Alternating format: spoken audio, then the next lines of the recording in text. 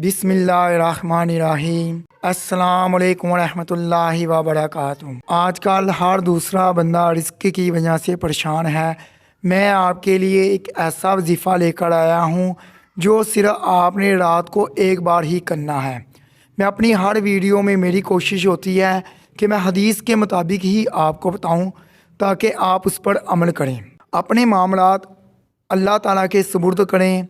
लेकिन अगर फिर भी मुश्किलात आ जाती हैं तो कोई बात नहीं, ये मुश्किलें आजमाइशें नबियों को भी आई थी। हज़रत इमाम गाज़ी ने लिखा है, मक्का से लेकर तौइफ तक तकरीबन 70 नबियों की कब्रें हैं जिनकी वफ़ात सिर्फ भूख की वजह से हुई है। हम पर एक दिन का फाका आ जाए या थोड़ा सा कारोबार बंद हो जाए तो हम क्या करते हैं, हम जैली पीरों बाबों के पास चले जाते हैं। अल्लाह माफ़ करे, नाउज़ बिल्ला, अल्लाह के साथ किसी को शरीक ठहराना शुरू कर देते हैं। ये आज़माइशें अगर हम बर्दाश्त कर लें तो कोई बात नहीं, ऊपर नीचे दिन होते रहते हैं। अल्लाह पर तवक्कल करना चाहिए।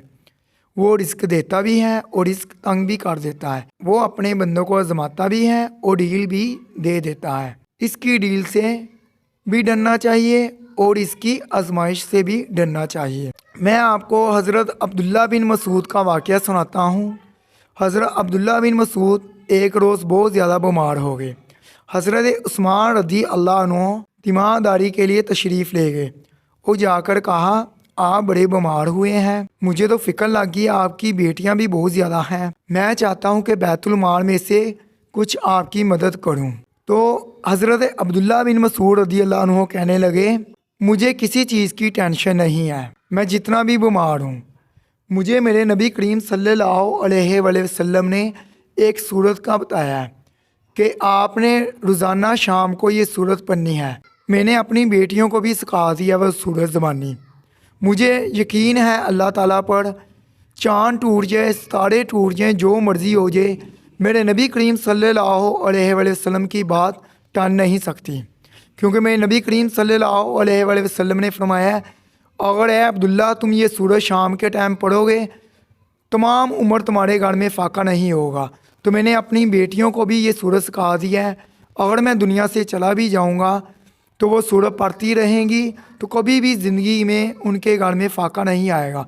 मेरी आप तमाम बहन भाइयों से ये गुजारिश है, आपने रोज़ रात को मगरिब की नमाज के बाद एक बार अव्वल आयत दुरूद शरीफ पढ़कर ये सूरत पढ़नी करनी है।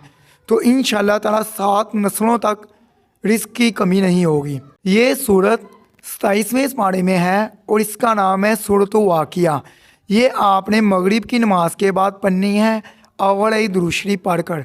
अगर अभी आपने हमारा चैनल हाफिज़ वकास वज़ाइफ सब्सक्राइब नहीं किया तो बराए मेहरबानी सब्सक्राइब कर दें ताकि आने वाली वीडियो आप तक पहुंच सके। जज़ाकल्लाह।